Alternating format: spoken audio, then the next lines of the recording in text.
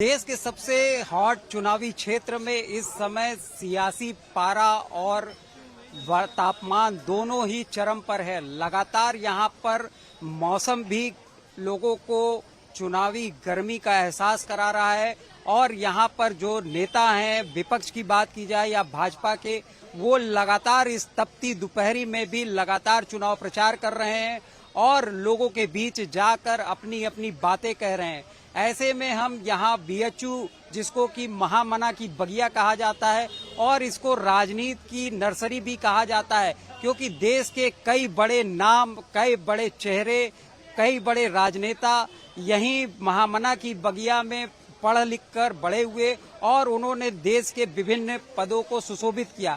अगर बात की जाए जगजीवन राम की, बात की जाए महेंद्र नाथ पांडे की, बात की जाए जम्मू कश्मीर के उपराज्यपाल मनोज सिन्हा की, बात की जाए मनोज तिवारी की, बात की जाए और भी कई ऐसे नाम हैं जो महामना की बगिया में ही पढ़े बले और उन्होंने राजनीति का ककहरा यहीं महामना की बगिया में सीखा। तो ऐसे में यहाँ बहुत सारे ऐसे छात्र हैं जो राजनीति की बड़ी करीने से समझ रखते हैं और आने वाले चुनाव को लेकर जो वाराणसी में मतदान होने हैं या कहे अंतिम चरण का जो मतदान होना है, उसको लेकर ये बहुत ही बारीकी से उस पर नजर बनाए रखे हुए हैं।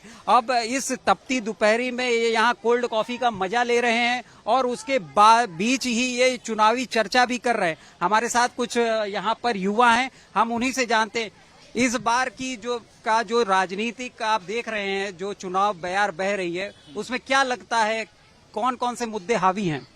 बहुत सारे मुद्दे। सबसे पहला मुद्दा है कि डेवलपमेंट का, जो कि बनारस में लोग देख रहे हैं कि बहुत पहले से बहुत ज्यादा विकास हुआ है। जो कि पहले रोड बहुत कंजस्टेड था, आप लंका पे देख लीजिए, गुदौलिया पे देख लीजिए, आप विश्वनाथ मंदिर देख लीजिए, बहुत डेवलप किया है और इस बार पक्का 400 पार है।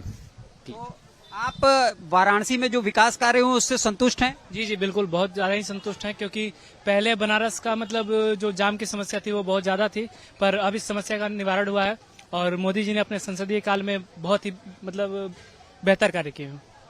चूंकि बनारस में प्रधानमंत्री लगातार तीसरी बार उम्मीदवार हैं, उनका 2 टर्म पूरा हुआ है। आप प्रधानमंत्री के 2 टर्म के कामकाज से बनारस में संतुष्ट हैं? जी, अगर मैं प्रधानमंत्री के कार्यकाल की बात करूं तो मैं जब से यूजी से मैं यहाँ हूँ, यूजी में से मैं देखा है कि बनारस की डेवलपमेंट कैसी हुई है। जब मैं घाट की बात करती थी, जब मैं वहाँ जाती थी तो मुझे काफी केओस दिखता था, बट अभी भी जाती हूँ तो काफी क्लीननेस, गंगा की सफाई वो क्लियरली दिखती है। तो उम्मीद है कि आगे भी ऐसी उनका काम विकास चलता रहेगा और आगे भी हम ऐसा फर्दर डेवलपमेंट बनारस में देखते रहेंगे। क्योंकि यूथ ही राजनीति की दशा और दिशा तय करता है और इस बार चुनाव में यूथ के पार्टिसिपेशन को लेकर प्रधानमंत्री भी लगातार जागरूक कर रहे हैं। तो ऐसे में क्या यूथ कितना ओरिएंटेड है राजनीति को लेकर और कितना क्या मुद्दे जो होंगे चुनाव में, जो वोट कर रहा है यूथ, किन मुद्दों को आप समझते हो कि उस पर ध्यान देना चाहिए? अगर कुछ स्पेसिफिक मुद्दों की बात की जाए तो मुझे लगता है कि बीइंग ए स्टूडेंट, एम्प्लॉयमेंट और एजुकेशनल सिस्टम में थोड़ी डेवलपमेंट की जरूरत है, वो जो कहीं ना कहीं मुझे इसमें लैक लगी। बाकी और भी फर्दर सिस्टम है, लाइक इंडिया को ग्लोबली जैसे कि फेमस करना, वो मोदी जी का काफी अच्छा रहा, बट एम्प्लॉयमेंट और एजुकेशन पर अभी भी ध्यान देने की जरूरत है। तो मैं उसमें चाहूंगी कि उसमें थोड़ा डेवलपमेंट और होता, कि हम जैसे यूथ को भी कुछ मौका मिल सके और हम भी अपना योगदान दे सके आने वाली राजनीति में। आप महामना की बगिया से पढ़ाई भी कर रहे हैं और यहाँ इसको राजनीति की नर्सरी भी कहा जाता है। बड़े चेहरे हैं जो यहीं पर पढ़े और फिर वो राजनीति में आज देश का नाम रोशन कर रहे हैं। तो ऐसे में क्या लगता है यहाँ राजनीति पे किस प्रकार की चर्चा आप लोग कर रहे हैं? यहाँ तो शुरू से इस भूमि का जन्म ही शुरू से राजनीति से हुआ है। हमारी देश की आजादी से हम देख सकते हैं कि यहाँ के कई सारे नेता कितने उनका योगदान रहा है और हम युवा भी इस पर चर्चा करते हैं, क्योंकि युवा का रोल इलेक्शन में या फिर देश की विकास में बहुत ज्यादा इम्पोर्टेंट होता है, इसलिए हम युवा भी यहाँ पे चर्चा करते हैं। वाराणसी से क्या लगता है इस बार कितनी मजबूत रहेगी ये टक्कर? चूंकि पीएम मोदी लड़ रहे हैं, उनके सामने इंडिया गठबंधन के प्रत्याशी अजय राय हैं, आपको क्या लगता है? जैसा कि हम डेवलपमेंट देखें अगर इधर 10 सालों में, तो सांस्कृतिक डेवलपमेंट काफी ज्यादा हुए हैं और रोड हो गए या फिर बहुत सारे मुद्दा है जिसपे काफी सारे डेवलपमेंट हुए हैं। तो उन मुद्दों को लेकर अगर देखा जाए तो 10 साल के विकास के लिए भी हम लगता है कि इस बार भी वही 400 पार। आपकी बार 400 पार। आपकी बार 400 पार। हमारे साथ और भी कुछ युवा हैं, उनसे भी हम जानते हैं। चूंकि युवाओं की समस्या बहुत जगह ये सुनी जा रही है और विपक्ष लगातार युवाओं की बात कर रहा है और ये कह रहा है कि बेरोजगारी की समस्या को लेकर प्रधानमंत्री मोदी ने कोई काम नहीं किया। इस पर क्या कहना चाहेंगे आप? थोड़ी बेरोजगारी की समस्या है, लेकिन ऐसा नहीं कहा जा सकता एक तरफा की काम नहीं किया गया है। काम हुआ है, लेकिन कुछ ऐसी चीजें जिनको हटाना चाहिए, जैसे पेपर लीक्स थोड़े ज्यादा बढ़े हैं। तो मुझे लगता है कि इसके प्रति थोड़ा सिक्योरिटी और जागरूकता बढ़ानी चाहिए लोगों में। और प्लस जहां तक बात रही कि अगर जो हम डेवलपमेंट देख रहे हैं इस एरिया में, इस डेवलपमेंट की वजह से लोगों को रोजगार बढ़े हैं, लोग बाहर जाना बंद किए हैं, लोग दिल्ली मुंबई की तरफ जो रुख अपनाते थे वो कम हुआ है, लोगों को लोकल रोजगार मिला है, जिससे हमको लगता है सरकारी सेक्टर नहीं लेकिन प्राइवेट सेक्टर में कहीं ना कहीं डेवलपमेंट हुआ है। क्योंकि एक बड़ी बात यह भी है कि बेरोजगारी के साथ ही जो एजुकेशन सिस्टम पे भी मोदी गवर्नमेंट लगातार बात कर रही है कि उन्होंने बड़े इंस्टीट्यूट्स खोले, लगातार लोगों के लिए एक अवसर दिया, पढ़ाई को बढ़ा रहे हैं, चाहे वो बेटी पढ़ाओ बेटी बचाओ की बात हो या हायर एजुकेशन की। कितने संतुष्ट हैं आप इससे? मैं इससे लेके बहुत संतुष्ट हूँ। जैसे हम देख रहे हैं कि हमारे बीच में आज महिलाओं का भी रोल बढ़ता जा रहा है। जितने हमारे क्लास में लड़के उतनी ही शेयर में लड़कियां भी आ रही हैं। कहीं न कहीं डेवलपमेंट इस स्तर पे भी हुआ है कि महिलाओं को सुरक्षा दी गई है। और जो मेडिकल कॉलेजेस खोले जा रहे हैं और दूसरे इंस्टीट्यूट खोले जा रहे हैं, हॉस्टल फैसिलिटीज बढ़ाई जा रही है जैसे BHU में, इसका कहीं न कहीं हमारे एजुकेशन पे और उस पर इम्पैक्ट आ रहा है, जो हमारे फ्यूचर में कहीं न कहीं फायदा करेगा। एक बात आप लोगों से और करना चाहूंगा, जैसे ये मोदी गवर्नमेंट लगातार फीमेल एजुकेशन यानी लड़कियों की शिक्षा पर भी विशेष ध्यान दे रही है, तो क्या लगता है कि इसका आप लोगों को प्रभाव महसूस हो रहा है? इसको आप अंतर महसूस कर रहे हैं? जी, अभी बीजेपी की सरकार में मैंने ये काफी नोटिस किया है कि विमेंस को काफी आगे रखा जा रहा है। जैसे कि हम देख पा रहे हैं, अगर कोई भी वैकेंसी निकल रही है तो उसमें विमेंस के लिए स्पेशली 33% का रिजर्वेशन भी दिया जा रहा है, ताकि विमेंस आगे बढ़ सके और डेवलपमेंट में काम कर सके। अभी फिलहाल तो अभी एडमिनिस्ट्रेशन में भी यूनिफॉर्म सिविल कोड भी आ गया है, जिसमें विमेंस के लिए काफी बेनिफिशियल रहा है। तो ये कहीं ना कहीं देखा जा सकता है कि, और ऐसा माना भी जा सकता है कि विमेंस का एग्जिस्टेंस कहीं ना कहीं फ्यूचर के लिए काफी बेनिफिशियल साबित होता है। इस मुद्दे को लेकर बीजेपी सरकार काफी काम कर रही है और हम being as a girl student वो हम देख भी पा रहे हैं। हम इनफैक्ट पढ़ रहे हैं यूनिवर्सिटी में, तो हमें वो प्रेफरेंस मिल भी रही है, हम वो फील भी कर रहे हैं। तो ये चीज काफी बेटर है, काफी बेहतरी की ओर उन्होंने इशारा किया है विमेंस को आगे बढ़ा के। Thank you. विपक्ष के भी अपने दावे हैं, तो विपक्ष का दावा कितना आपको लगता है कि विपक्ष मजबूती से अपनी बातें कह रहा है? रही बात विपक्ष की, तो अब ओपोनेंट है तो ओपोनेंट तो अपनी बात रखेगी ही, क्योंकि अगर ऐसा कहा जा सकता है कि अगर कंपटीशन में या फिर इलेक्शन में ओपोनेंट ना हो तो फिर कंपटीशन लड़ने का मतलब नहीं। अगर ओपोनेंट रहेगी तभी भी नेक्स्ट पार्टी जो सत्ता में आएगी वो काम भी करेगी। तो कहीं ना कहीं मुझे ऐसा लगता है कि ओपोनेंट का स्ट्रांग होना भी काफी इंपॉर्टेंट है, तभी जो भी सरकार सत्ता में होगी वो अपना काम करेगी। तो ऐसे ओपोनेंट की हर बातें को मैं ये नहीं बोल सकती कि वो सही बोल रहे हैं। वो सरकार को दिखाने के लिए वो अपनी बातें रखते हैं, बट हम बीइंग अ यूथ हमें जज करना होता है कि उनकी कौन सी बात सही है। स्ट्रांग दिख रहा है अपोनेंट इस बार ऐसा तो कुछ कहा नहीं जा सकता, लेकिन अभी तो बीजेपी की सरकार काफी स्ट्रांग दिख रही है। अब देखते हैं फिर इलेक्शन विपक्ष, अगर विपक्ष की बात की जाए, कितना मजबूत दिख रहा है इस बार विपक्ष? विपक्ष मतलब मेरा क्वेश्चन है, विपक्ष है? अच्छा, आप ये कह रहे हैं कि विपक्ष है भी, तो क्या लगता है विपक्ष है ही नहीं है? मेरा मतलब था कि मतलब ओपोनेंट स्ट्रॉन्ग तो है ही नहीं और लग ही नहीं रहा है कि मतलब वो आ सकता है, क्योंकि अपने अपने दिक्कतों की वजह से उनको जबकि मुद्दे को लेकर उठाना चाहिए, लेकिन वो बोलेंगे कि आलू डाल गया, फिर कोका कोला निकला है, कुछ और बोल देंगे, कोई कुछ और बोल देता है आके।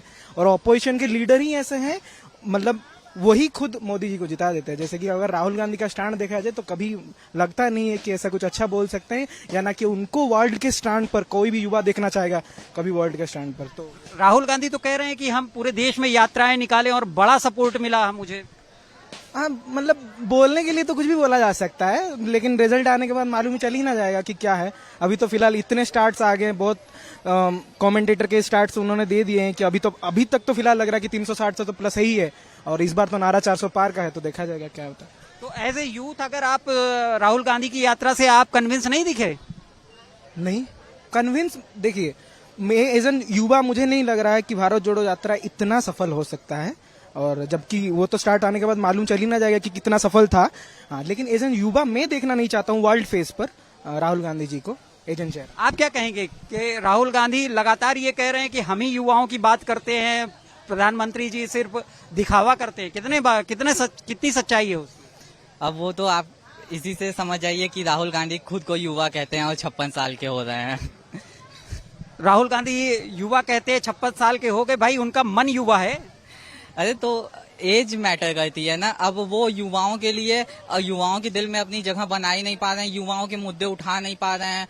अब एक तरह से माइंड डिफ्लेक्ट करने वाले पॉइंट्स उठाएंगे, बार बार इधर उधर की बातें करेंगे। जो असल मुद्दे हैं उनसे ध्यान भटका के हमेशा बातों को धर्म और जाति पे ला के छोड़ देना, यही हमेशा से कांग्रेस की राजनीति रही है। ये तो राहुल गांधी कहते हैं कि ये तो भाजपा करती है धर्म की राजनीति। भाजपा नहीं करती। भाजपा तो अपना स्पेसिफिक स्टैंड जो लेके चली है शुरू से, वही अपने घोषणा पत्रों को वही पूरा कर रही है। बट कांग्रेस ये जो बार बार सेकुलरिज्म का नारा देकर के एक पक्ष को ज्यादा सपोर्ट करती रही। कांग्रेस अपने को सेकुलर दिखाने की लगातार कोशिश कर रही है, जबकि ऐसा ये माना जाता है कि देखा भी जाता है कि जब चुनाव का समय आता है तो कांग्रेस के नेता भी मंदिर और गुरुद्वारे पे जाने लगते हैं। तो क्या कहेंगे? देखिए, पिछले 70 सालों से कांग्रेस सिर्फ तुष्टीकरण की राजनीति ही कर रही है। उसकी जो भी नीतियां आती हैं वो मुस्लिमों को खुश करने के लिए ही मतलब एक संप्रदाय को खुश करने के लिए आती हैं। वो कभी मेजोरिटी की बात नहीं करती, और अगर मेजोरिटी की बात करती भी है तो वो उसे जातिगत बांटने की बात करती है। अभी जितनी संख्या उतनी सहभागिता उतना आरक्षण, ये सब मुद्दे उठा रहे हैं, जबकि वो कभी मुस्लिमों के बारे में ऐसी बातें नहीं करते हैं। तो इस तरह से केवल चुनाव के समय ही राहुल गांधी जन्मधारी ब्राह्मण बन जाते हैं, उसके बाद वो कहीं नजर नहीं आते। तो क्या लगता है कि भाजपा अपने स्टैंड पे कायम है? उन्होंने जो पहले वायदे किए, चूंकि राम मंदिर का मुद्दा था, उसकी बात करी जा रही थी, भाजपा लगातार उसको पूरा भी किया। तो क्या लगता है कि भाजपा अपने स्टैंड पे कायम है क्या? जी बिल्कुल। राम मंदिर के मुद्दे पे भाजपा को 25, 30, 40 साल से घेरा जा रहा था, पर उसने अपने वादों को पूरा किया। 370 हटाने के लिए मोदी जी ने कश्मीर में आंदोलन किया था, उन्होंने उस चीज को मतलब हटाया। इस तरह से ट्रिपल तलाक भी हटाएगा। जो भी भाजपा ने वादे किए थे उसको पूरा किया। और कांग्रेस ने तो अभी पिछले साल अपने मतलब स्टैंड लिया था कि 370 को वापस लाएंगे। तो इस तरह से कांग्रेस कभी फिर से सत्ता में नहीं आ सकती। तो देखिए, इन लोगों का कहना है चूंकि तुष्टीकरण की राजनीति कांग्रेस ही करती है, और लगातार कांग्रेस जो अपने जो बयानबाजी है, जो बातचीत है, उस पे इस बात को कोशिश करती है कि वो उससे चुनावी एजेंडा सेट करे। और यहाँ पर जो यूथ थे, उनकी बातचीत से लगा कि वो पूरी तरीके से भाजपा सरकार के कामकाज से संतुष्ट है। और ये जो महामना की बगिया है, यानी कहे राजनीति की जो नर्सरी है, यहाँ के युवाओं की सोच बहुत ब्रॉड दिखी, और उन्होंने देश हित से लेके तमाम ऐसे मुद्दे थे जिस पे विस्तार से अपनी बात रखी।